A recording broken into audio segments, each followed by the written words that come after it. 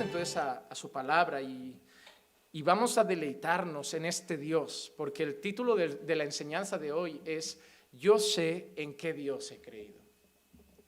Y esa es la frase que hoy nos vamos a llevar en el corazón. Yo sé en qué Dios he creído. Hoy no vais a tener nada en las pantallas, lo digo por los que quieran tomar nota. Hoy están muy atentos porque no hay nada en las pantallas. Como sabéis, la semana pasada me tocó dar 4 mensajes porque el domingo tuve que hacer los 2 grupos, este domingo probablemente también. Y la verdad me ha sobrepasado. No he tenido tiempo de prepararlos, hacer mis escritos y además el PowerPoint para traer. Y el PowerPoint creo que era secundario, así que esta semana no me ha dado, lo siento. Intento siempre que lo tengáis ahí para facilitar mucho las cosas, pero hoy requiero mucha atención. Además, cuando estaba pensando en esto, en pediros disculpas por esto, también mi cabeza un poco, no sé si egoísta, pero me decía, los tiempos de Jesús tampoco tenían PowerPoint y nadie estaba tan preocupado, que hoy estamos pidiendo disculpas por algo que tampoco se pedía disculpas hace 5, 10 o 20 años. Pero siempre yo creo que todo lo que sea hacer la enseñanza más fácil y cómoda es bueno. Así que vamos a hacer una lectura primero en 2 de Timoteo, capítulo 1, versículos 8 al 14. Y el texto que vamos a estar trabajando es el versículo 10 al 12. Pero vamos a estar leyendo 2 de Timoteo, capítulo 1, versículos 8 al 14, y dice así. Por tanto, no te avergüences del testimonio de nuestro Señor, ni de mí, prisionero suyo, sino participa conmigo en las aflicciones por el Evangelio según el poder de Dios, quien nos ha salvado y nos ha llamado con el llamamiento santo, no según nuestras obras, sino según su propósito y según la gracia que nos fue dada en Cristo Jesús desde la eternidad. Ahora viene el texto que estaremos trabajando hoy. Y que ahora ha sido manifestada por la aparición de nuestro Salvador Cristo Jesús, quien abolió la muerte y sacó a la luz la vida y la inmortalidad por medio del Evangelio, para el cual yo fui constituido predicador, apóstol y maestro, por lo cual también sufro estas cosas, pero no me avergüenzo, porque yo sé en quién he creído. Y estoy convencido de que es poderoso para guardar mi depósito hasta aquel día. Retén la norma de las sanas palabras que has oído de mí en la fe y en el amor en Cristo Jesús. Guarda mediante el Espíritu Santo que habita en nosotros el tesoro que te ha sido encomendado. Voy a leer de nuevo solo los versículos que vamos a trabajar hoy, que van a ser los versículos 10 al 12. Estos son los textos, los 3 versículos que trabajaremos hoy, y los repito. Y que ahora ha sido manifestada por la aparición de nuestro Salvador Cristo Jesús, quien abolió la muerte y sacó a la luz la vida y la inmortalidad por medio del Evangelio, para el cual yo fui constituido predicador, apóstol y maestro, por lo cual también sufro estas cosas. Pero no me avergüenzo, porque yo sé en quién he creído, y estoy convencido de que es poderoso para guardar mi depósito hasta aquel día. Para guardar mi depósito hasta aquel día. Hermanos, a manera de recapitular un poco, nosotros recordamos que la semana pasada estuvimos viendo un texto llamado un llamamiento santo, en el que el apóstol Pablo estaba apuntando nuestros ojos al glorioso mensaje del Evangelio. Y el apóstol Pablo nos estaba enseñando a su discípulo y a nosotros aquí también, de otra manera, indirectamente, pero nos estaba recordando que habíamos sido amados en la eternidad, llamados por Dios en la eternidad, escogidos por Dios en la eternidad, y que Dios había determinado salvarnos a través del Evangelio y a través de Cristo Jesús. El Evangelio era el mensaje que apuntaba a Cristo, Cristo era la fuente de nuestra salvación, y que en esa salvación que Dios había trazado en la eternidad para nosotros, nos llamaba luego con un llamamiento santo. Dios no solo nos salvaba, sino que además Dios nos transformaba para su gloria. Que el mismo Evangelio que nos toma de las tinieblas y nos lleva a la luz, el mismo Evangelio a través del cual somos salvos, es poderoso para luego transformar nuestras vidas. Y ahora Pablo parece que aparta un poco los ojos de lo que el Evangelio ha hecho en nosotros y nos enseña una de las bendiciones que hemos alcanzado en Cristo a través del Evangelio. Ahora los ojos nos los pone en un regalo que hemos recibido, en algo que ha sido conquistado poderosamente por Cristo en la cruz, en algo que ha sido conquistado poderosamente por Cristo a través de su obra redentora. Y ahí Pablo quiere que miremos. Y así empieza el versículo 10. Y que ahora ha sido manifestada, hablando de la salvación, hablando de la redención que hemos recibido por medio del Evangelio, dice, y que ahora ha sido manifestada por la aparición de nuestro Salvador Cristo Jesús, quien abolió la muerte y sacó a la luz la vida y la inmortalidad por medio del Evangelio.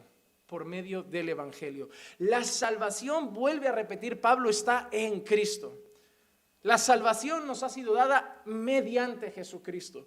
Y hermanos, si hay algo que la boca de Pablo irradia constantemente es Cristo, Cristo, Cristo. Creo que pocos hombres en la Biblia aparecen tan enamorados como Pablo de Jesucristo. Yo creo que hay un texto en la Escritura que dice que al que mucho se le perdona, mucho ama. No sé si lo han leído alguna vez ese texto, pero es bonito de entender. Porque hay personas que viven su vida entregada al Señor como ligera, como si el Señor no hubiera tenido que perdonarles mucho. Hay personas como que, ¿sabes qué? El Señor tampoco era un asesino. Yo tampoco era tan terrible. Sí, yo entiendo que hayas, tomar a un asesino y cambiarlo, tomar a una prostituta y cambiarla, pero yo simplemente era una ama de casa incrédula. Y entonces es como, el Señor por mí tampoco ha hecho tanto. Y esas personas parece que no degustan la salvación en Dios, que parece que no la han entendido por completo, que no han entendido lo santo que Él es y lo pecador que es simplemente una ama de casa incrédula. Y parece que no se entregan tanto porque parece que no han entendido lo mucho que han sido perdonados. Pero cuando llega a la iglesia esa persona que estaba envuelta en esto, en la prostitución, en la homosexualidad, en el tráfico de drogas, en los asesinatos, esas personas que se consideraban, terribles, esas personas que se consideraban como lo peor de la sociedad, y de golpe el Señor las alcanza. En medio de una sociedad que nadie daría nada por ellos, que ellos saben que la sociedad, si ellos no estuvieran, pensarían que estaría el mundo mejor sin ellos, y el Señor los alcanza, que reconocen lo mucho que han sido perdonados, se entregan por completo, porque entienden que no son dignos de ese amor. Y yo creo que es lo que pasa con Pablo. Cuando Pablo entiende que Pablo era un perseguidor de la iglesia, un asesino de los que ahora son sus hermanos, un hombre que odiaba a la iglesia, odiaba al Señor de la iglesia y perseguía ferozmente a esas personas hasta la muerte, Pablo entiende lo mucho que le ha sido perdonado. Pablo entiende lo mucho que ha sido amado y por eso vemos en Pablo ese enorme amor y pasión por Jesucristo. Hermano, ¿tú quieres tener más amor por Dios? Te digo la mejor manera, entender lo mucho que has sido perdonado. No hay un truco mejor. No es si oras tanto te enamoras más de Dios, si ayunas tanto te enamoras más de Dios. No, ponte ante la ley de Dios. Ponte ante los mandamientos de Dios. Entiende lo sucio que eras, lo pecador que eras y lo santo que es Dios y lo mucho que te ha perdonado, y te vas a enamorar de Él. Y te vas a enamorar como Pablo lo hacía. Por eso la boca de Pablo irradiaba a Jesús por todos lados, por todas partes. Y como veremos, un hombre entregado a la causa de Cristo, entregado a la causa de Cristo. Y ahora Pablo destaca algo que hemos recibido a través de esa salvación en Cristo Jesús, algo que ha sido conquistado a través de esa obra, y que es la abolición de la muerte, el regalo de la vida y la inmortalidad, y todo esto anunciado a través del mensaje del Evangelio. Pablo empieza a decir que una de las mayores cosas que hemos recibido y que se han conquistado en esa cruz del Calvario es la abolición de la muerte y el regalo de la vida y la inmortalidad que nos han dado mediante el Evangelio. Hermano, la Biblia enseña que los hijos de las tinieblas, los impíos, los que están sin Dios, viven esclavizados. y muchas veces sujetos al temor de saber que su destino final es muerte y condenación. Muerte y condenación sin ningún tipo de esperanza. Hebreos capítulo 2, versículo 14 y versículo 15 dice lo siguiente: así que por cuanto los hijos participan de carne y sangre, él igualmente participó también de lo mismo para anular mediante la muerte el poder de aquel que tenía el poder de la muerte, es decir, el diablo, y librar a los que por el temor a la muerte están sujetos a la esclavitud. Están sujetos a la esclavitud. Mira lo que está enseñando el autor de los Hebreos, que muchas personas, como dije este domingo, piensan que es el apóstol Pablo. Una de las cosas que ha hecho Cristo es anular el poder de la muerte. Anular el poder de la muerte, librarnos del poder de la muerte. El mundo dice que estaba bajo ese temor, por el temor a la muerte, estaban sujetos a esclavitud durante toda la vida. No tenían esperanza y tampoco nosotros teníamos esperanza. Hermano, ¿cómo te sientes tú cuando muere un ser querido tuyo que sabes que no tiene a Cristo? Hermanos, ¿saben cómo lo paso yo cada vez que muere un familiar mío y tengo que ir al tanatorio? Lo paso fatal. Porque veo alrededor mío a toda la familia con un concepto muy extraño. Veo a mi familia siempre diciendo, no, descansa en paz, está en un lugar mejor, pero yo sé la verdad.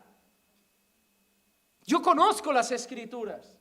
Me encantaría como nieto o como sobrino decir, es verdad, mi tío está en un sitio mejor, mi abuelo está en un sitio mejor, pero si no eran creyentes, no, solo esperaba el juicio de Dios, la condenación eterna, el castigo eterno. Ya no hay esperanza, ya no hay cómo redimirlos, ya no hay cómo salvarlos. Y ese era el destino de todos nosotros. Yo veo a la familia ahí e intento no mirar, porque, hermano, yo tengo dos opciones: o callarme y tragar, o liarla en el tanatorio. Porque obviamente si yo como nieto me junto con mis primos y con mis tíos ante la tumba de nuestro amado abuelo y les empiezo a decir, no, nuestro abuelo está ardiendo en el mismo infierno, me parece que no me van a querer volver a hablar en mi vida. En mi vida. Y yo lo entiendo. Yo lo paso muy mal desde que soy creyente cuando se muere un ser querido. Lo paso fatal. Me siento muy hipócrita en los tanatorios. Me siento muy hipócrita. Porque no digo nada que sea mentira, pero tampoco digo la verdad.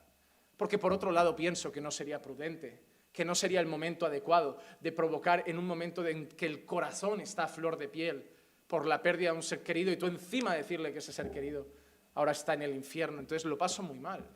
Oro para que no se muera más gente, pero no lo consigo. La muerte está ahí. El ser humano está esclavizado a la muerte. No hay esperanza sin Cristo. Y por eso la gente está sufriendo tanto por el tema del coronavirus. Porque saben que si llegan luego no hay esperanza. Se van a ahogar en la cama de un hospital solos. Se van a ahogar en la cama de un hospital sin su madre, sin su padre, sin su esposo, sin sus hijos. No se van a poder despedir, no se van a poder abrazar. Y en cuanto se acaben de ahogar, solo les espera la muerte y la condenación. Y Pablo está diciendo que Cristo en esa obra gloriosa y que nosotros hemos recibido mediante el Evangelio abolió eso, hermano. No es cualquier cosa. No es la Primera Guerra Mundial, no es la Segunda Guerra Mundial. Abolió la muerte. El ser humano, la ciencia va a estudiar toda la vida eso. Toda la vida eso. Porque el deseo del ser humano es luchar por evitar lo inevitable, la muerte. Y solo se puede lograr vencer la muerte en Cristo. En Cristo. No hay otra esperanza. Sin Cristo lo único que nos resta es una vida de temor, esperando que cuando llegue la muerte no suframos mucho. A mí me pasaba eso cuando estaba en el mundo. Siempre pensaba, ay, cuando me muera que no sea ahogado, ni quemado, Seguro que algún loquillo también ha pensado en cosas así, en plan, no quiero sufrir cuando muera. Bueno, incluso como creyente lo pienso, Señor, cuando me lleves que no agonice 10 minutos antes de partir contigo. Simplemente no me despiertes, no me despiertes. Pero es Dios el que tiene esas cosas en sus manos. Pero hay una cosa que es cierta, ya no temo la muerte. Hermano, yo me pongo las mascarillas porque me las tengo que poner por ley, por prudencia, pero no por temor. No por temor, no temo la muerte. No soy un temerario. No me voy a un sitio donde me garantizan que me van a matar, pero no temo la muerte. No temo el día que llegue, no temo la hora. No temo si viviré mucho o poco. No soy esas personas que digo, ay, soy joven, todavía me queda... No, estoy sirviendo al Señor y no temo que día llegue. Es más, tengo la certeza como Pablo que si muero es ganancia. Aquí sufro, aquí lo paso mal. Aquí veo gente que amo que sufre. Aquí yo mismo sufro por mis causas, por mis luchas, por mis problemas. Veo gente que enferma que amo. Veo el pecado a nuestro alrededor. Veo la enemistad contra Dios a nuestro alrededor. Veo un montón de cosas que me hacen estar triste, que me hacen sentir un pez fuera del agua, que me hacen sentir que esta tierra no es mi casa. Y yo no sé vosotros, pero cada día me siento más lo que dice la Escritura, extranjero y peregrino. No me siento en casa en España, pero tampoco me sentiría en casa en Brasil, ni en Ecuador, ni en Bolivia, porque al final esté donde esté, cuando esté con Dios, estaré en casa. Por eso no temo a la muerte. Yo no sé si me he vuelto pesimista, pero esta vida me cansa cada día más. Ahí vemos lo que el Dios hace en nuestros corazones. Veías tantas cosas que disfrutar en el mundo y ahora ves... Sí, disfrutas, Dios nos ha traído una vida en abundancia, pero no te deleitas en las mismas cosas. Disfrutas de tu vida en Dios y con Dios y para Dios. Pero ya no hay temor a la muerte, porque Pablo lo deja claro. Mediante el Evangelio, Cristo abolió la muerte. Abolió la muerte, la derrotó. A través de su obra, de su muerte y de su resurrección, nos libró de la terrible noticia de la muerte. Cuando uno de vosotros fallezca y demos la noticia, no la daremos como una terrible noticia, la daremos como una gran noticia. Nos adelantó en la carrera, está mejor que nosotros. Gocémonos. El tanatorio lleno de impíos es un mar de lágrimas. El tanatorio lleno de creyentes con un creyente es un mar de gozo. No es un adiós, es un hasta pronto. Y sabemos que esa persona ahí inerte, ese cuerpo, está mucho mejor que nosotros. Solo los creyentes van a un tanatorio y sienten envidia del muerto. Solo los creyentes les pasa eso. Ven un muerto ahí creyente. Si no es creyente, nada que envidiar. La envidia es pecado. Ojo, estoy hablando de algo metafórico. Pero solo nosotros vemos a un hermano ahí y pensamos, ¡qué suerte! ¿Por qué no fui yo? Si fuera otro diríamos, ¡qué mala suerte! Pero es la realidad, porque cuando entendemos que Cristo abolió la muerte, ese hermano que está ahí es lo más parecido a aquel malhechor en la cruz. Hoy estarás conmigo en el paraíso. ¡Qué diferencia! ¡Qué diferencia! Esa muerte, esa condenación que esclaviza al hombre sin Dios, que llena de temor al hombre sin Dios, que lo deja sin esperanza, es fruto de una cosa, hermanos, del pecado. Hay gente que teme el pecado por las consecuencias.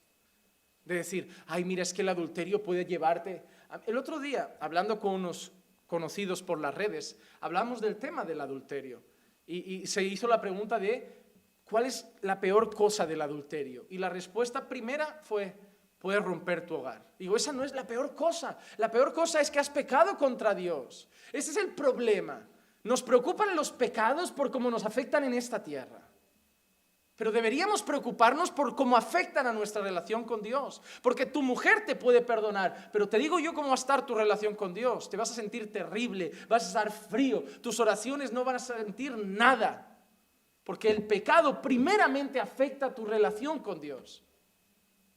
Hay muchos casos de adulterio en que el hombre o la mujer que ha traicionado es perdonado y la casa sigue tranquila, pero su relación con Dios se ve rota. Porque el pecado primeramente afecta nuestra relación con Dios. Y eso pasó en el Edén, eso trajo la muerte.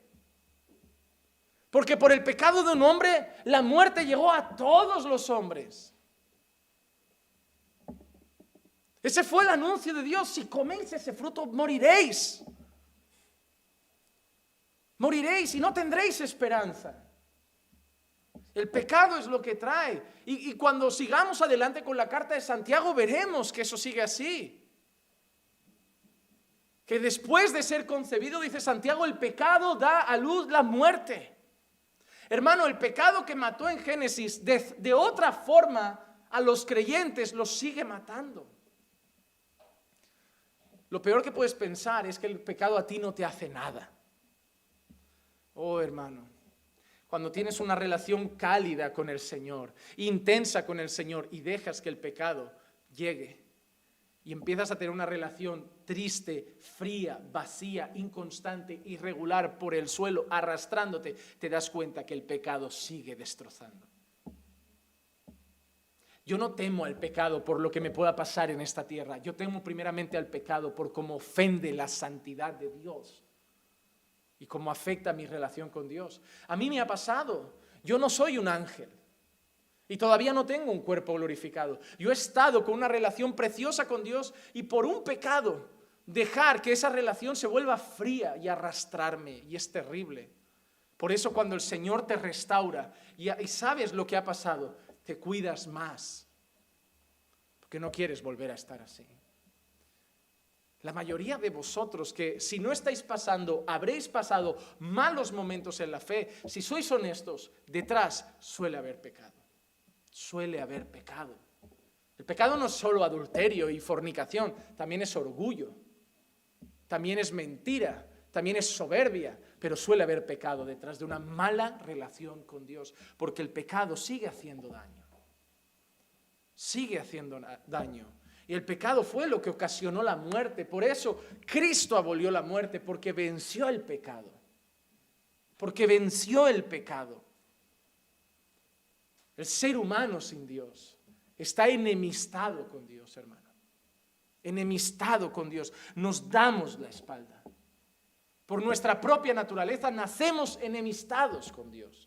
No nacemos amigos de Dios, nacemos enemigos de Dios. El Salmo 51 dice: en pecado fui formado, en pecado me concibió mi madre. La Biblia enseña que el que no está bajo la gracia de Dios, la ira de Dios permanece sobre él. No que viene sobre él, permanece porque ya está sobre nosotros. Estamos enemistados con Dios, de espaldas a Dios. La ira de Dios permanece sobre nosotros. La muerte y la condenación es lo único que nos espera. Pero Pablo dice que el mensaje del Evangelio, a través del cual Cristo por su obra abolió la muerte, también es el mensaje que nos reconcilia con Dios. Por eso ya no hay temor a la muerte, porque la muerte que vino por el pecado nos enemistó con Dios, pero el Evangelio por el cual Cristo abolió la muerte nos reconcilia con Dios. Y ahora volvemos a ser amigos de Dios. Y Pablo lo expresa así en 2 Corintios capítulo 5, versículo 19.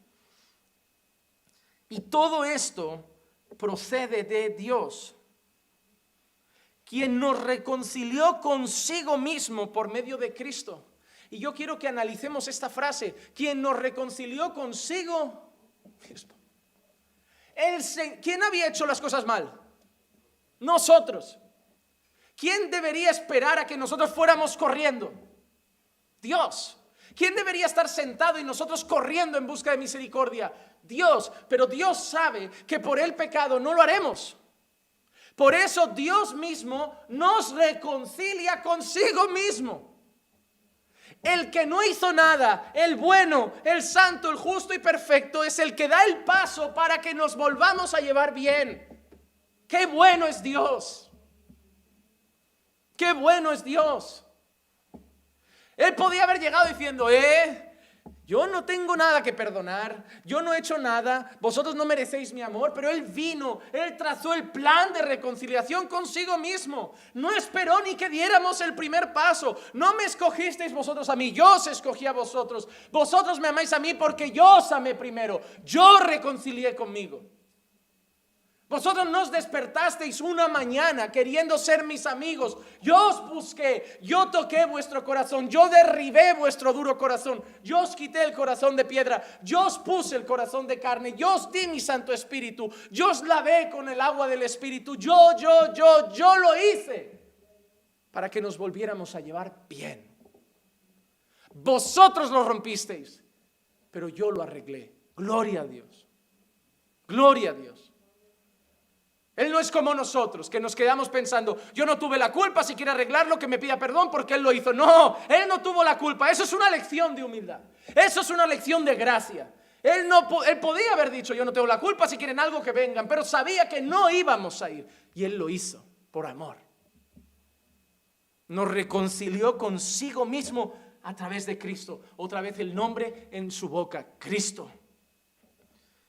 Y nos dio el ministerio de la reconciliación. Él nos reconcilia con Él y nos entrega ese ministerio, esa tarea, esa responsabilidad. ¿Cuál es? El propio Pablo la explica, a saber, que Dios estaba en Cristo, no en una religión, no en el judaísmo, no en el budismo, no en el catolicismo, en Cristo. No hay religiones que nos arreglen con Dios. No hay filosofías que nos arreglen con Dios. En Cristo nos estaba Dios reconciliando al mundo consigo mismo, no tomando en cuenta a los hombres sus transgresiones. Nos reconcilia y además nos dice, agua pasada. No importa. Ya está, pasó. Qué ejemplo de gracia, de amor, de perdón. Y ahora Pablo encima dice, y nos ha encomendado a nosotros la palabra de reconciliación. Y nos ha encomendado a nosotros la palabra de reconciliación. Cuando nosotros cumplimos la gran comisión, id y predicar el evangelio a toda criatura, es esa la palabra, reconciliaos con Dios. Hoy me dolía en el corazón ver cómo me mandaron un vídeo del sur de España, cómo arrancaban una cruz. Y la gente me dice, ¿y qué? Que no es porque sea católica. El problema es lo que representa. Si tú le preguntas a un ateo, ni sabe las diferencias entre católicos y evangélicos. Para ellos simplemente creemos en Dios. Y la cruz para ellos es eso, fe. Lo que estaban cortando no era la iglesia católica, ni evangélica, ni protestante, ni nada. Estaban queriendo arrancar el símbolo que para nosotros es tan importante, que para nosotros representa la obra que abolió la muerte, la obra que trajo vida e inmortalidad, la obra que reconcilió al hombre con Dios, pero ellos siguen siendo enemigos y no quieren esa obra. No quieren ni verla.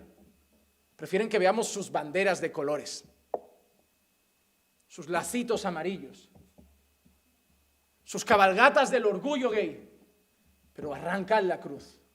¿Por qué? Porque eso demuestra que no son víctimas y Dios un tirano, que siguen siendo personas que odian a Dios. No quieren a Dios. No quieren a Dios. Hermano, nadie se va a perder. Nadie se va a perder queriendo ser salvo. Nadie, ojo, nadie se va a perder deseando ser salvo. Que algunos hablan a veces de lo que es el calvinismo y yo creo que ni lo entienden. Como diciendo, no, es que hay gente que se quiere salvar, pero como Dios no las ha elegido, no les deja. Nadie se va a perder queriendo ser salvo. Porque nadie quiere a Dios, a no ser que Dios lo reconcilie consigo mismo. Si yo me quedo esperando en una silla, que un día mi madre se despierte y me diga, hoy quiero a Dios, no va a pasar nunca. Por eso yo le predico y sobre todo le oro a Dios Sobre todo le oro a Dios, porque muchas veces al final, cuando ya has hablado una o dos veces, al final no puedes taladrar todos los días a la familia, pero oras a Dios. Dices, tú sí puedes, porque lo hiciste conmigo.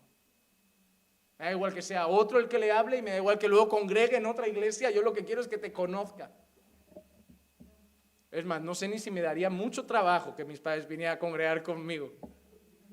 Casi que prefiero que congreguen en el pueblo. Pero salvos. Pero salvos. Porque ese es el mensaje que tenemos. Y en esa reconciliación, Dios, a través de Cristo, abolió la muerte. Abolió la muerte. Hay un texto que me encanta. Quiero que leamos unos versículos de 1 Corintios 15. Vamos a leer varios, así que si quieren ir ahí, nos moveremos alrededor un poco de 1 Corintios 15. Hay una expresión de Pablo que a mí me encanta y yo la gritaría. 1 Corintios 15, 55. Mira lo que leemos aquí. ¿Dónde está, oh muerte, tu victoria? ¿Dónde está, oh sepulcro, tu aguijón? Hermano, esa frase tiene tanto poder. ¿Dónde está, oh muerte, tu victoria? ¿Dónde está, oh sepulcro, tu aguijón? Hermanos, hay muchas personas en el mundo. Ahora, ¿sabías que ahora hay gente en la cama de un hospital ahogándose y diciéndole al médico, doctor, tengo miedo a morir? No quiero morir. Y el doctor no puede remediarlo. El doctor solo le toca la mano y le dice, bueno, ponerle morfina, y se va, esperando que en un momento se apague. Está solo en una habitación y estará diciéndole a las enfermeras, ahogándose, agobiado, no quiero morir, yo no quiero quedarme solo, yo no quiero acabar así, esto es el final, yo no quiero que... Estarán así. Pero ahora en este texto vemos otra cosa. ¿Dónde está, oh muerte, tu victoria? ¿Dónde está, oh sepulcro, tu aguijón? Pablo está diciendo, la muerte está derrotada, esta vez perdió, siempre gana. En el hospital gana, ves las noticias, tantos contagiados, 400 y pico muertos, gana cada día, gana en España, gana en Colombia, gana en Bolivia, gana en el mundo entero. Pero ese día Pablo gritó, ¿dónde está, oh muerte, tu victoria? Ese día no ganaste más. Ese día perdiste la batalla. ¿Y dónde está, sepulcro, tu aguijón? Porque nuestros abuelos siguen en el sepulcro, nuestros tíos siguen en el sepulcro, pero ese día el sepulcro se quedó vacío. Al tercer día resucitó. Y eso es lo que Pablo está diciendo. El sepulcro no pudo retenerlo, el sepulcro está vacío. Jesús resucitó, Jesús vive, Jesús reina y reinará por siempre. Ha vencido la muerte. Y esa es la confianza nuestra, que así como Él resucitó, nosotros también resucitaremos. Por eso a través del Evangelio Pablo dice, Él abolió la muerte y nos dio vida e inmortalidad. Ya no tememos la muerte. Él resucitó y nosotros también. Cuando esté en un hospital muriendo, tendré personas a mi alrededor llorando y yo diciéndoles, no lloren. Vamos a cantar. No lloren. Ya, pero no queremos. No lloren. No hay motivo para llorar. No hay motivo para llorar. Yo no me muero. El Señor me llama a su presencia. 1 Corintios 15, 42. Así es también la resurrección de los muertos. Se siembra un cuerpo corruptible, se resucita un cuerpo incorruptible. Versículo 52. En un momento, en un abrir y cerrar de ojos, a la trompeta final, pues la trompeta sonará. Y los muertos resucitarán incorruptibles y nosotros seremos transformados. Porque es necesario que esto corruptible se vista de incorrupción y esto mortal se vista de inmortalidad. Inmortalidad. Pero cuando esto corruptible se haya vestido de incorrupción y esto mortal se haya vestido de inmortalidad, entonces se cumplirá la palabra que está escrita. Devorada ha sido la muerte en victoria. Devorada ha sido la muerte en victoria. Esa es nuestra esperanza. Él venció la muerte, el sepulcro está vacío, la muerte ya no reina sobre el pueblo de Dios. Así como Él resucitó, nosotros también. Un cuerpo mortal, un cuerpo inmortal. Un cuerpo corrupto, un cuerpo incorruptible. ¿Qué está diciendo? Así como Cristo resucitó y recibió un cuerpo glorificado, nosotros también. El día final, a la final trompeta, aquel gran día, resucitaremos, recibiremos un cuerpo glorificado. Ya no habrá más tentación, hermano. Ya no habrá más lucha. Ya no habrá más enfermedad. Las migrañas se acabaron. El resfriado se acabó. Los dolores de cabeza se acabaron. La artritis se acabó. Las cataratas se acabaron. Los miopes veréis bien. Cuerpo glorificado. Usad las gafas todos, que os queda poco con ellas. Sea así, hermano. En gloria. En gloria. No sé si igual, flacos todos, gorditos todos. Muchas preguntas tengo yo del cuerpo glorificado. Pero que tengo la certeza, la tengo. Esto mortal cambiará por el inmortal. Esto corrupto cambiará por lo incorruptible. Porque Cristo solo fue el primero de los muchos que vendremos después. Y gritamos eso. Muerte ha sido devorada. Y vaya expresión, ¿eh? Es como decir, muerte te ha ido comiendo a la gente día tras día, día tras día, día tras día, pero esta vez se acabó, ha sido devorada. Y todo eso lo tenemos en Cristo, porque Él es la resurrección y la vida. Juan 11, 25, 26, Jesús le dijo, yo soy la resurrección y la vida. El que cree en mí, aunque muera, vivirá. Todo el que vive y cree en mí, no morirá jamás. ¿Crees esto? Cuando proclamamos el mensaje de reconciliación y los hombres pecadores vienen en fe y arrepentimiento a Cristo, no solo reciben salvación, sino que para ellos la muerte ha sido también derrotada y ellos ya no morirán jamás. Tendrán vida eterna. Vida eterna, hermano, no vas a morir jamás. Tus ojos se cerrarán, tu cuerpo volverá a la tierra, pero tú no vas a morir jamás. Te pregunto lo que le preguntó Jesús al final a esta persona, ¿crees esto? ¿Esa es tu confianza? ¿Eso te hace andar seguro, andar gozoso, andar tranquilo? No vas a morir. Él es la resurrección y la vida. El que cree en Él no morirá. Y si Él lo dijo, yo lo creo. Yo lo creo. Cuando un creyente muere, sí hay dolor porque deja un hueco, deja un vacío, sentimos su pérdida, sentimos el que no esté, el que no se siente a la mesa, el no compartir con Él, pero sabemos que está vivo. Porque eso recibimos en Cristo. Yo soy la resurrección y la vida. El que cree en mí, aunque muera, vivirá. Aunque muera, vivirá. Y todo el que vive y cree en mí no morirá. ¿Crees esto? ¿Crees esto? Y después de Pablo decirnos esa gran conquista en la cruz, de la abolición de la muerte y el alcance de la vida y la inmortalidad, Pablo ahora nos vuelve a recordar su tarea, versículo 11 de nuestro texto. Para el cual, hablando del Evangelio, dice, para el cual yo fui constituido predicador, apóstol y maestro. Recordemos que en el saludo inicial Pablo se presenta diciendo, Pablo, apóstol de Cristo Jesús, por la voluntad de Dios, según la promesa de vida en Cristo Jesús.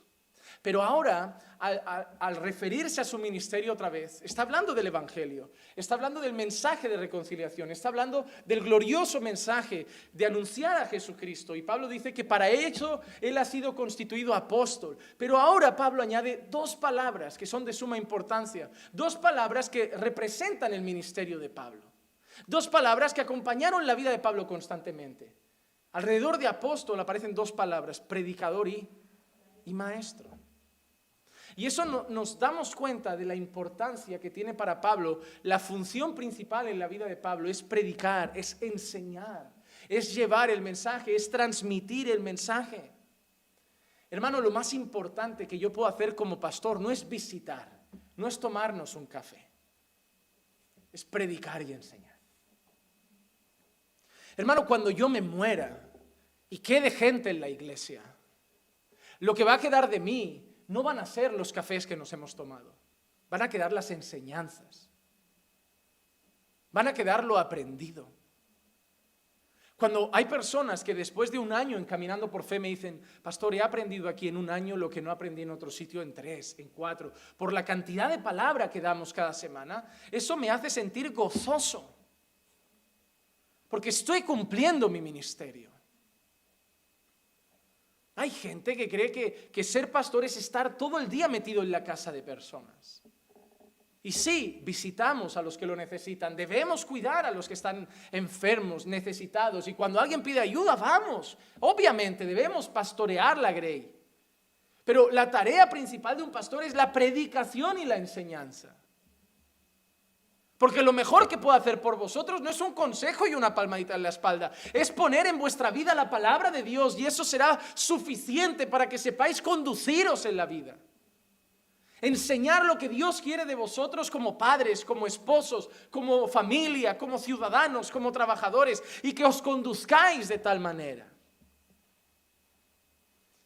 Cuando había mucho que hacer en la iglesia primitiva, hubo un momento en que la gente corrió a los apóstoles y les dijeron, mira, es que las viudas de los helenistas están siendo desatendidas. Y oye, hay que distribuir mejor las cosas y atenderlas. Hubo una necesidad, pero una necesidad material en la iglesia.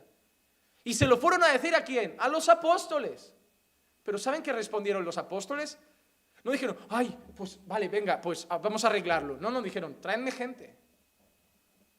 Dice, escoged tantos hombres llenos de sabiduría y del Espíritu Santo a los que podamos encomendar esa tarea. Porque dicen una cosa, dicen, porque no conviene que nosotros dejemos de lado la palabra y la oración. Decir, está muy bien, pero la iglesia somos todos, y eso lo puede hacer otro, porque yo no puedo dejar la palabra para ir a distribuir comida. No que sea malo, pero es que no puedes dejar de darle el fundamento para hacer algo secundario que puede hacer otra persona, pero que ellos estaban ahí principalmente para establecer doctrina. Cuando la Biblia habla de los requisitos de un pastor, todos menos uno hablan de carácter. Todos, irreprensible, marido de una sola mujer, no dado al vino, que gobierne bien su casa. Todos hablan de carácter, de comportamiento, de actitud, de forma de conducirse en la vida. Menos uno que habla de habilidad, y no es carisma. Y no es que sepa poner cuadros, y no es que sepa poner las luces. Hoy tuvimos que mirar una cosa de la luz aquí, que vino un técnico, y yo tuve que hacer una videollamada con el hermano Carlos, porque no tengo ni idea. Pero no había nadie que pudiera venir. Y no tengo absolutamente ni idea. El técnico preguntaba cosas y yo me entraban ganas de decir, si quieres hablamos de la Biblia, pero a mí de trifásico indirecto, esto me suena a un café. Yo creo que cuando era camarero me pedían trifásicos. No sabía que lo de la pared también era trifásico. Yo estaba muy perdido. Y Carlos pues le tenía que volver a llamar después. Porque mi deber como pastor, sí, cuando hay que limpiar, se limpia. Y soy el primero que además tengo que hasta que controlarme y decir, poned vosotros la silla. Y luego miro como diciendo, no han puesto tan bien, voy a ir detrás. Pero alguien me enseña que tengo que dejar. Y es verdad, mi deber es este. Y yo disfruto sabiendo que hoy enseñaré y que el jueves enseñaré. Y si el domingo me toca los dos grupos, yo feliz. Porque lo que más me da gozo hacer y cumplir mi labor es sentarme mañana otras tantas horas para preparar lo que os daré el jueves. Y cuando llegue el jueves sentarme otras tantas horas para ir preparando lo que daré el domingo y lo próximo, para que nunca os falte palabra. Y por eso todos los que estáis viniendo a Caminando por Fe y si os preguntan en el curso, ¿por qué Caminando por Fe? En rotundidad, en un 100% la respuesta es por la palabra. No venimos por los cultos de jóvenes, no venimos por las luces de colores, no venimos por las grandes diversiones y excursiones que se hacen, venimos por la palabra. Porque hemos aprendido, y creo que habéis aprendido, que las reuniones, las excursiones no sostienen la fe de nadie. Y que lo que necesita el pueblo es palabra. Porque divertirse, luego os podéis divertir como hermanos. Iros a la nieve, a donde queráis. Pero aquí venimos a comer palabra de Dios. Porque no solo de pan vive el hombre, mas sí de toda palabra que sale de la boca de Dios. Y Pablo tenía claro que si algo tenía que hacer como apóstol era enseñar, ser maestro y predicador de la palabra. Por eso él mismo, en los requisitos de un pastor, la única habilidad que pide que tenga, aparte del carácter, es apto para enseñar. Porque va a ser su labor principal. Y como veremos a lo largo de esta carta, veremos como Pablo le dice todo el rato a Timoteo: cuida la doctrina, predica la doctrina, guarda la doctrina. Todo es doctrina, doctrina, doctrina. Qué curioso que vamos a ver una carta que la palabra que vamos a ver más es doctrina, en un mundo donde la iglesia hoy, yo he llegado a escuchar diciendo: la doctrina no importa, importa Jesús. Yo eso lo he escuchado en la iglesia. No hay que enfocarse mucho en la doctrina, porque la doctrina divide, y como dijo un buen teólogo, sí, divide la verdad de la mentira. Divide lo correcto del error. Divide lo sano de lo no sano. Divide la revelación de Dios de la herejía. La doctrina divide. Pero yo prefiero una iglesia dividida por la verdad que junta en el error. Porque de nada va a valer juntar a todos en nombre del amor y estar ante Dios y decir: ya, pero yo no dije nada de eso. Esa no es mi iglesia, esa no es mi palabra. Prefiero pocos con la verdad que muchos y la mentira. Y veremos esto en la carta a Timoteo. Y Pablo dice que su labor principal es esa: predicar y enseñar. Pablo vivió para predicar el evangelio. Vivió para predicar el evangelio. Hermanos, donde veía una tierra fértil, ahí Pablo iba. Donde le decían a Pablo: Pablo, por ahí hay dos que no conocen a Jesús, Pablo iba. Vivió para eso. Sus días, sus noches, sus tardes, sus mañanas, sus veranos, sus inviernos, todos fueron para predicar el santo evangelio del Señor.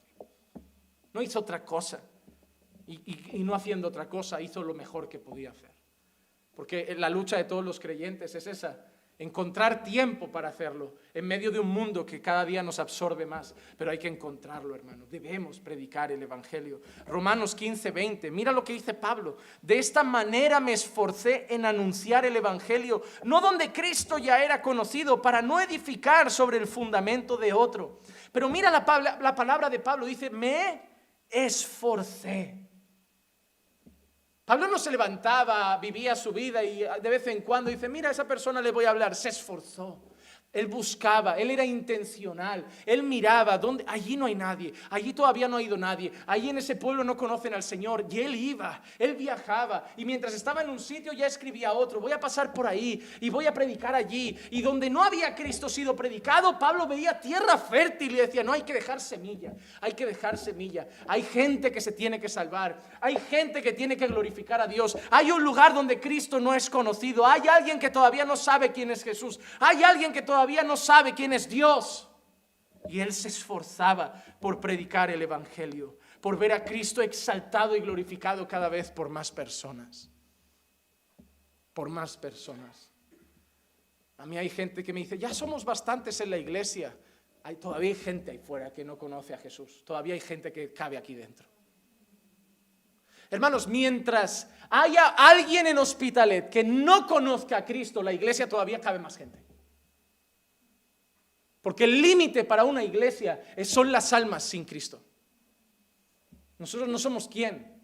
Sí, podemos ir abriendo otras obras, claro que sí, pero mientras hayan almas, hay trabajo. Mientras hayan almas, hay trabajo, y ese era el deseo de Pablo. Mira cómo lo dice en 1 Corintios 9:16. 1 Corintios 9:16, porque si predico el evangelio, no tengo nada de qué gloriarme, pues estoy bajo el deber de hacerlo, pues ay de mí si no predico el evangelio. Y esa frase a mí me dio hasta vergüenza. Porque yo conozco gente, y yo mismo me he sentido así a veces, de decirme a mí mismo: no estoy cumpliendo la gran comisión, no estoy predicando a nadie realmente. Hermano, déjame que te haga esa pregunta. ¿Ves vídeos en YouTube de predicaciones? Sí. ¿Estudias la Biblia? Sí. ¿Lees buenos libros? Sí. Ahora te pregunto, ¿esa es la misión principal de la iglesia? ¿Está bien lo que haces? Sí. ¿Es la misión principal que tienes en la vida como creyente? No. Hermano, yo me daría miedo saber que cuando llegue ante Dios le diga, he hecho de todo menos lo que me dijiste que hiciera. A mí me daría temor. Porque te digo una cosa, Dios no te va a preguntar cuántos libros de Spurgeon te has leído. Dios no te va a preguntar cuánta doctrina te sabes. Dios no te va a preguntar si tu predicador favorito era R.C. Sproul, si tu predicador favorito era Calvino, era Lutero, era Arminio o quien fuera. Dios te va a preguntar, ¿a cuántos predicaste el Evangelio como os mandé? Y no le vas a poder decir que todos los que vivían contigo ya eran creyentes. Porque te va a mirar y te va a decir, ¿tus compañeros eran todos creyentes? ¿Tus vecinos eran todos creyentes? ¿En el tren eran todos creyentes? ¿En el autobús eran todos creyentes? Yo no te digo tampoco que te subieras en lo alto de un banco y gritaras en la plaza, pero es que no le hablaste ni a uno. Y cuando Cristo se va junto al Padre, deja una misión. Id por todo el mundo y predicad el Evangelio. Mientras nosotros muchas veces nos tenemos que decir, es verdad, tengo que predicar, Pablo había otra cosa que se decía, ¡ay de mí si no predico! Mira qué diferencia, tú te tienes que obligar y Pablo no podía dejar de hacerlo. Hoy a los creyentes le tienes que decir que deben orar y Daniel acabó en el foso de los leones porque no podía parar de orar. Hoy para que un creyente ore le tienes que decir o oras o te mando con los leones. Porque si no, no oran. Pero ese hombre acabó con los leones porque no pudo parar de hablar con su Señor. Hoy todo el mundo quiere que cuando llegue el problema se pare como los leones, pero sin tener la relación con Dios que tenía Daniel. ¿Te has dado cuenta que vivimos un tiempo en que todos queremos los privilegios de la iglesia, pero no queremos las responsabilidades de la iglesia? Porque vivimos en un tiempo en que cuando llegamos al trabajo no pregunto lo que tengo que hacer, pregunto cuántos días de vacaciones dan al año. Porque nos han vuelto consumidores. Queremos solo beneficios y sentirnos bien. Ya la palabra compromiso, entrega, sacrificio, esfuerzo, responsabilidad, trabajo no nos gusta. Suena mal esas palabras. Cuidado, porque estamos en una cultura que nos quiere hacer todo el tiempo vivir deleite, entretenimiento, y nos han viciado a eso. Por eso pasamos de la serie al móvil, del móvil a YouTube, del YouTube a Netflix, de Netflix a HBO, de HBO a Amazon Prime. Porque nos han viciado al entretenimiento. Nos han viciado. Y hemos caído en la trampa. Y ahora no sabemos estar quietos. Ahora no sabemos trabajar porque siempre tenemos que estar entretenidos, divertidos. ¿Hay algo en la iglesia? Tienes que meterles un juego, una diversión, porque si no se te agobian, porque no saben estar sin divertirse. Antiguamente la iglesia era un lugar donde la gente sabía que cuando iba a hacer cantar, orar y escuchar Biblia. Y nadie le preocupaba, hasta que nos empezamos a inventar lo de los juegos. Ayer me escribió una persona por internet, mira, es que a mi esposa y a mí nos han puesto como líderes de jóvenes y me gustaría que nos dieras algunos consejos. ¿Cómo trabajáis con los jóvenes allí en vuestra iglesia? Le digo, pues mira, trabajamos de esta manera. Los martes vienen al estudio, los jueves también y el domingo al culto. Ya, pero para los jóvenes, martes estudio, jueves también y domingo culto. ¿No tenéis nada separado? No. Si quieren quedar a veces, que queden, pero ellos necesitan tanto la Biblia como el anciano. Y el problema de que tengáis un montón de jóvenes, se lo dije así, llenos de carnalidad, mundanismo, creyendo que son creyentes solo porque están en la iglesia, es por eso, porque cuando vas a buscar a la librería un libro de cómo pastorear jóvenes, haz primero un juego para que tengan comunión, para que se hagan amigos, si lo que hay que es separarlos, si están demasiado pegados. Y encima haces un juego, que una vez fuimos hace muchos años, cuando no estábamos aquí, encaminando por fe a una iglesia, y los juegos entre chicos y chicas era poner un globo en el regazo y que otro se sentara encima a petarlo, y yo diciendo, sí, y nos miraban en plan, vamos a jugar, y digo, sí, ahora mismo mi mujer va a sentarse en el regazo de un tío a reventar un globo. Tú lo llamas juego, pero yo no. Ni mi mujer, y mira a los chicos que iban de nuestra iglesia, y como uno se meta ahí, excomunión esta noche.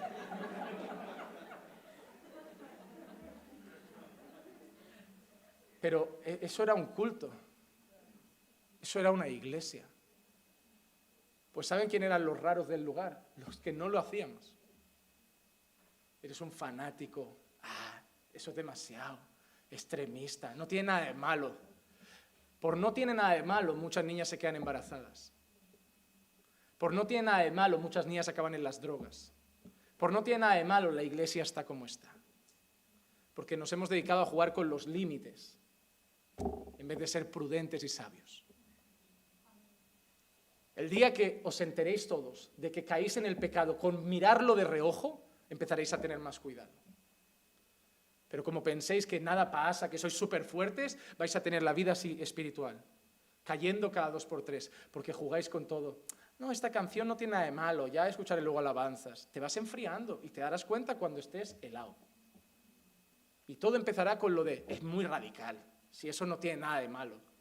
Pero el radical normalmente está firme, está fuerte, está encendido en la fe. Y el que no tiene nada de malo está como el mundo, solo que el domingo, como el católico va a misa, él va al culto. Hermano, el pecado mata. La cosa es seria. Y por eso dedico toda mi vida a enseñarte y a predicar, para que tengas temor de Dios y miedo a pecar. Miedo literalmente a pecar, miedo a pecar.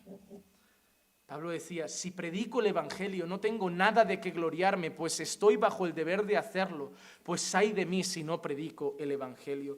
Hermano, nadie había abierto tantas obras en aquel entonces como Pablo. Nadie había llegado a tantas almas como Pablo. Nadie había fundado tantas nuevas iglesias por el mundo como Pablo. Nadie había rescatado tantos pecadores como Pablo. Pero ¿sabes qué dice Pablo? No tengo nada de qué gloriarme, porque estoy en mi deber de hacerlo. Hermanos, eso es una patada para los que no están haciendo nada. Hay un título en la Biblia muy importante que deben recordar siempre, se llama siervos inútiles. Y cuando hablo de siervos inútiles, las personas que no hacen nada para el Señor se quedan sentadas en plan, soy un siervo inútil. No, tú eres menos que inútil según esa frase. Porque siervos inútiles, la frase es, siervos inútiles somos, solo hemos hecho lo que teníamos que hacer. Es decir, los que solo han hecho lo que tenían que hacer se llaman a sí mismos siervos inútiles. Te pregunto, ¿y tú que no estás haciendo ni lo que tienes que hacer? Y eso es lo que Pablo se considera, un siervo inútil. La gente aplaudiría, no, mira Pablo, cuántas iglesias, cuántas almas, qué predicador, qué entrega, qué de esto. Y Pablo, mire, soy un siervo inútil, lo que no entiendo es cómo no lo estáis haciendo todos. Cuando mucha gente habla, no, porque ese es un hombre de Dios, un hombre que... A mí a veces llega alguien y me dice, no, yo me admiro con ese hermano, pastor, ¿por qué? No, es un hombre de Dios, ama la palabra, vive en oración, vive... Y le digo, eso es un cristiano normal. Lo que me sorprende es que a ti eso te admire, porque eso significa que tú no estás haciendo lo normal. No puedes verte admirado porque una persona ama la Biblia y ora regularmente. ¿A dónde ha llegado el nivel de cristianismo nuestro? El problema es que yo creo que si Pablo resucitara y estuviera aquí hoy, nos miraría a todos como, ¿esto es la iglesia que está ahora? ¿Esto es lo que ha pasado después de que me he ido? Se asustaría un montón. Porque incluso nos miraría a los que estamos al frente y diría, ¿y estos son los líderes? Si los líderes no eran ni nuestros diáconos. Sería así, porque estamos llevando el cristianismo a la altura del betún. Hombre, estamos llegando al cristianismo hasta el punto que llamamos a Neymar cristiano, entonces, ahí lo hemos llevado. Ahí lo hemos llevado. ¿Por qué? Porque ya no hay predicación, porque ya no hay enseñanza, porque ya no hay palabra, porque tenemos entretenimiento, juegos y un montón de cosas, pero ya no hay palabra de Dios. Porque hoy solo decimos a la gente las bendiciones, las promesas, todo lo bueno que Dios te va a dar, pero no hablamos del compromiso, de la entrega, del sacrificio, del esfuerzo. Y es necesario que la iglesia vuelva a decirle a los creyentes, no habéis sido llamados a estar simplemente yendo a un culto, habéis sido llamados a servir al Señor. Y no digo por servir al Señor esperar que en la iglesia te den un cargo. Te digo ganar almas, ganar almas. A veces veo que tenéis tantas ganas de estar juntos, quedar juntos, y está muy bien, tiene que haber comunión, pero los que se pierden están ahí. Los que ya nos vemos en la iglesia, ya quedamos muchas veces, pero hay almas que se pierden. Y Dios te ha llamado a eso, y no se necesita un máster. Y no se necesita ser un catedrático, no se necesita tener una diplomatura, un máster en teología, simplemente se necesita sentir lo que Pablo sentía. ¡Ay de mí si no predico el evangelio! Porque es mi deber hacerlo, es mi deber hacerlo. Si realmente conoces al Señor, yo sé, hermano, yo sé que en algún momento te va a pasar. Vas a estar en el bus, en el tren, en el metro, y te va a empezar a hablar el Señor. Te va a empezar a incomodar, como diciendo, háblales, háblales. Y yo sé lo que pasa, que una misma voz te va a decir, no, pero es que no vas a perturbar el viaje de la gente. Pero hazlo, hermano, hazlo, es tu deber. No escuches a la voz de la carne o pensamientos que ponga el enemigo. Si algo te dice, habla a esa persona, ve y háblale. Ve y háblale. Ve y háblale, no frenes, no frenes. Es Dios que quiere hacer su obra a través de su iglesia. Y lo mejor es que Pablo no solo sabía que la enseñanza, que la predicación era su mayor deber, sino que además Pablo sabía que lo debíamos hacer en el poder de Dios. Colosenses 1, 28 y 29. A Él nosotros proclamamos, amonestando a todos los hombres y enseñando a todos los hombres con toda sabiduría, a fin de poder presentar a todo hombre perfecto en Cristo. Y con este fin también trabajo, esforzándome según su poder, que obra poderosamente en mí. Mira lo que dice Pablo, que a través de la proclamación del evangelio, Pablo dice, amonestando a todos los hombres. ¿Amonestando por qué? Pero no hay que predicar el evangelio, pero el evangelio lo primero que lleva es amonestación. El evangelio lo primero que hace es declararle al hombre su pecado y hacerle entender que es culpable ante los ojos de Dios. Entonces dice, amonestando a los hombres y enseñando a los hombres con toda sabiduría. ¿Qué sabiduría? La sabiduría de Dios, el mensaje del evangelio, a fin de poder presentar al hombre perfecto en Cristo. ¿Y cómo presenta al hombre perfecto? Cuando el hombre es confrontado con el pecado a través del mensaje del evangelio y el hombre cree, se arrepiente y pone su fe en Cristo, el hombre es declarado justo, perfecto en Cristo ante los ojos de Dios. Y él dice que con ese fin trabaja y se esfuerza bajo el poder que obra poderosamente en él. Y ahí vemos dos cosas, y eso es lo que yo quiero que un día entendamos, y espero un día poder dar una enseñanza sobre ese asunto. Eso es la soberanía de Dios y la responsabilidad del hombre. Pablo dice, yo soy responsable de hacer la obra, pero yo confío en el poder de Dios. Pablo sabe, yo tengo que ir, pero Él tiene que obrar. La gente dice, a ver, es o responsabilidad del hombre o soberanía de Dios. No, es responsabilidad del hombre y soberanía de Dios. El problema nuestro como humanos es que las dos verdades están en la Biblia y en nuestra cabeza no las conseguimos juntar. Entonces decimos, es una o la otra. No, están las dos. En la Biblia hay versículos que dicen que el hombre tiene la obligación de escoger a Dios, que tiene que decidir. Sí que hay versículos. Hay versículos que hacen al hombre responsable, ¿verdad? Claro que sí. Pero hay también versículos que dicen que nadie puede escoger a Dios a no ser que Dios sobre en ellos. Hay versículos que dicen que son responsables, pero también hay versículos que dicen que Dios tiene que obrar. ¿Por qué cuando oras por los perdidos le pides a Dios que toque su corazón? Si tú pensaras que solo depende de ellos, no le pedirías nada a Dios. Pero tú sabes que Dios tiene que hacer la obra. Tu deber es ir. El deber del pecador es arrepentirse, pero confías que solo Dios puede hacer algo.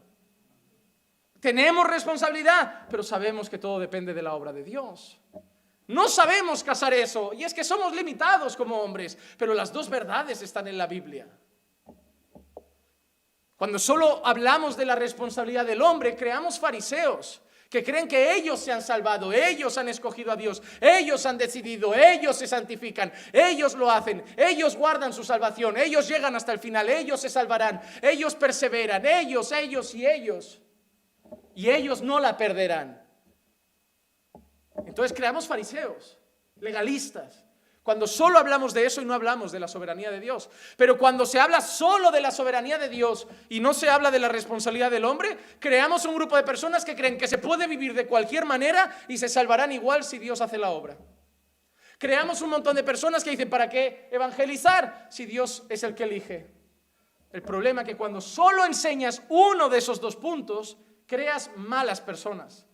Pero cuando enseñas los dos, creas a personas que saben que Dios es el que pone el querer como el hacer, pero tú debes guardar tu salvación con temor y temblor. Tú tienes la responsabilidad y Dios es el que pone el querer y el hacer. Los dos estáis involucrados. En la salvación solo entra Dios, en la santificación trabajáis juntos. Y creas creyentes que dan gracias a Dios cuando se santifican y se esfuerzan por santificarse. Cuando predicas todo el consejo de Dios. Pero Pablo sabe que él se esfuerza bajo el poder de Dios. Y llegamos para concluir al último versículo. Entonces Pablo sabe que debe predicar el evangelio, que es maestro, que es apóstol, que es predicador, que la muerte ha sido abolida, que la victoria ha sido conquistada en Cristo, que ahora la vida y la inmortalidad se nos han sido regaladas. Y Pablo dice que por todas esas cosas sufre. Y no nos centraremos en el sufrimiento, porque ya lo hicimos en otra enseñanza pasada, pero dice así, por lo cual también sufro estas cosas. Por esas cosas él sufre. Él sabe que vale la pena sufrir por ese mensaje. Él vale la pena sufrir por Cristo. Vale la pena sufrir por el evangelio. Dice, pero no me avergüenzo. ¿Y por qué no se avergüenza? ¿Por qué se goza en el sufrimiento? ¿Por qué enfrenta con ánimo el sufrimiento? Porque yo sé en quién he creído. Y esa es la conclusión. Yo sé en quién he creído y estoy convencido de que es poderoso para guardar mi depósito hasta aquel día. Yo sé en quién he creído. Pablo dice, enfrento el sufrimiento, no me avergüenzo, pero ¿por qué lo enfrento? ¿Por qué sigo firme? ¿Por qué estoy constante? ¿Por qué soy capaz de cantar en medio de una prisión? Porque yo sé en quién he creído. Yo sé que el que me ha llamado a hacerlo me va a sostener hasta el final. Yo sé que el que me llama a predicar me sostiene. El que me llama a predicar en medio del sufrimiento está conmigo. En medio de la prueba está conmigo. Yo sé en qué Dios he creído. En un Dios que me llama pero me sostiene. En un Dios que me da la tarea pero me capacita. En un Dios que me envía pero me acompaña. Yo sé en qué Dios he creído. Yo sé que ya he vencido. Yo sé que ya he vencido, no temo a la muerte, ha sido abolida, la vida me espera, la inmortalidad. Yo sé en qué Dios he creído. Él prometió, Él es fiel para cumplir. Primera de Juan 5:4, porque todo lo que es nacido de Dios vence al mundo, y esta es la victoria que ha vencido al mundo, nuestra fe. Y esa palabra mundo no representa mundo como lo que veis. La palabra más correcta sería mundanismo, todo el sistema contrario a Dios. Y el apóstol Juan en este texto dice, pues nosotros sabemos que todo lo que ha nacido de Dios vence el mundanismo. Vence el mundanismo. Y esta es la victoria que vence el mundanismo, nuestra fe. Nosotros vencemos por nuestra fe en Cristo.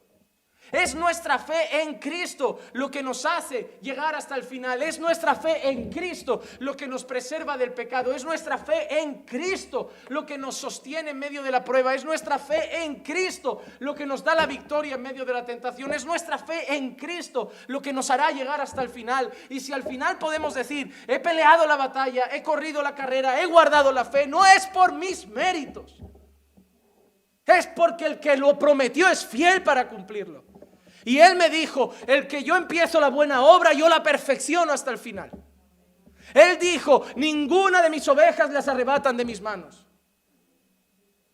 Y Pablo por eso dice, yo sé en quién he creído. Y me da igual que me amenacen con la guillotina, con la horca o lo que sea. Yo sé en quién he creído. Y me va a hacer estar firme hasta el final. Y me va a guardar hasta el final. Me va a sostener. Hermano, yo cuando veo todo lo que me cuesta a veces soportar cosas ministeriales, espirituales, tribulaciones, todo. A veces veo todo lo que me puede quedar de vida por delante y digo, no puedo. Pero yo sé que llegaré hasta el final. Yo sé que llegaré. Me entran ganas de tirar la toalla, me entran ganas de desistir, me entran ganas de, como siempre digo, de irme al Prat ahora mismo, mirar qué vuelo está abierto y cogerlo. Sin maleta. Sin móvil, sin ordenador, sin nada. Llegar allí, meterme en un locutorio, lo primero. Entrar en Facebook, eliminar página. Entrar en YouTube, eliminar página. Entrar en el móvil, tirar la SIM a la basura. Coger el primer vuelo con mi mujer. Quiero dejarlo claro.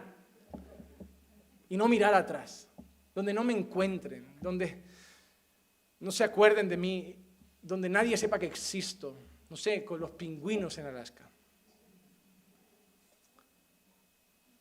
Pero al mismo tiempo que mi carne se quiere rendir, que mi carne se quiere derrotar, mi espíritu me dice, Él te sostiene. Él te da fuerzas, Él te va a llevar hasta el final, no te vas a caer, no te vas a rendir, no vas a tirar la toalla, porque no es por ti, es por Él. Es por Él.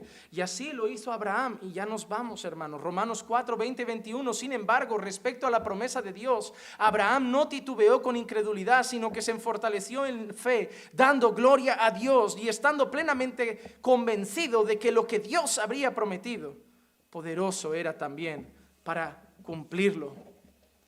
Los años pasaban, el bebé no llegaba, cada vez más mayores, la otra cada vez más estéril, pero Dios lo había prometido, Dios era poderoso para cumplirlo.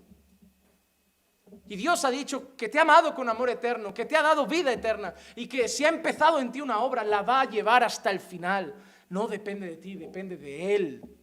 Él te reconcilió consigo mismo, Él te salvó, Él te está santificando y Él te va a sostener para que cuando llegues delante de Dios solo puedas decir una cosa: gloria sea a Dios. Nadie llegará con un cartel en el pecho que ponga lo he logrado. Llegaremos todos postrados, como esos ancianos de Apocalipsis que ponen las coronas en el suelo y adoran al Cordero porque solo Él es digno. Así que, hermano, sufres, estás cansado, estás abatido, se te ha pasado por la cabeza desistir, sigue adelante y grítate a tu propio corazón lo que Pablo acaba de decir: yo sé en que Dios he creído. Yo sé en que Dios he creído. Vamos a orar. Padre, te damos gracias por tu palabra. Gracias porque tu palabra, Señor, al mismo tiempo que a veces nos corrige, al mismo tiempo que a veces, Señor, nos demanda, otras veces también nos fortalece, nos anima, nos levanta. Y por eso, Padre, yo creo, Señor, en tu palabra y creo que nunca vuelve vacía. Y creo, Señor, que hoy ha sido puesta delante de tu pueblo con fidelidad y que tú vas a obrar en sus corazones y que cumplirá el propósito que tú tengas para cada uno de ellos. Ahora te pido que nos lleves con bien a nuestros hogares, que nos guardes de camino a nuestras casas, que nos lleves con bien hasta nuestras casas, Señor, y estés con nosotros en todo momento. Gracias, Señor, por tu preciosa presencia entre nosotros, porque sabemos que estás aquí, Señor. Bendice a mis hermanos, ayúdalos en sus debilidades y mueve nuestros corazones también a poder decir como Pablo: ay de mí si no predico el Evangelio. Gracias, Padre, por todo, en el nombre de Jesús. Amén, amén y amén.